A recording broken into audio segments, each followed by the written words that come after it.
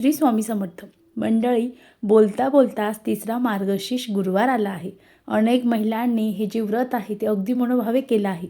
कुणाला अडचण असेल, मासिक धर्म असेल तर त्यांनीसुद्धा पूजा न करता जे व्रत आहे ते अगदी मनोभावे केलं असेल.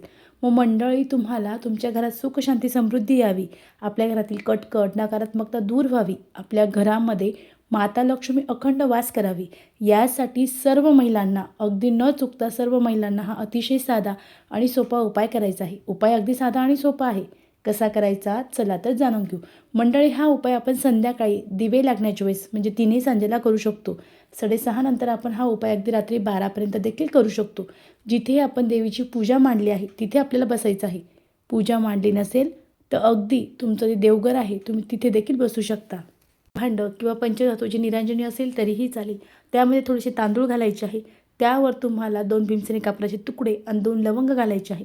आणि त्यानंतर तुम्हाला महालक्ष्मी अष्टकम जे आहे, नमस्तेस्तु महामाये श्रीपीठे सुरपूजिते शंखचक्र गदा हस्ते महालक्ष्मी नमस्तुते, हे आपल्याला जोपर्यंत ते जळत नाही तोपर्यंत म्हणायचं आहे. अगदी 1 वेळा, 2 वेळा, 3 वेळा, जोपर्यंत ते जळून संपणार नाही, शांत होणार नाही तोपर्यंत म्हणायचं आहे.